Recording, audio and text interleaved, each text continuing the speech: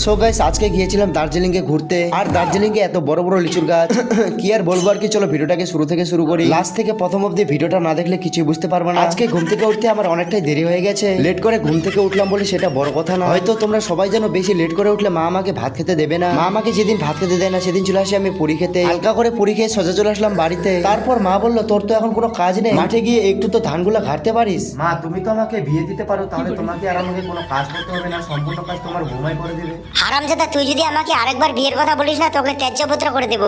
তাই মাকে আর বিয়ের কথা না বলে সোজা চলে আসি আমি ধান ঘাটতে। শালা মাকে একবার বিয়ের কথা বলতে মা বললো আমাকে ত্যায্যপুত্র করে দেবে। তাহলে কি সারা জীবন আমি একাই থাকবো? আমি কি আর বিয়ে করতে পারবো নি গো? সব স্বপ্ন সত্যি হয় কার। তবু দেখতে দেখতে কাটছি আর হাঁটছি যেদিকে আমার দু চোখে।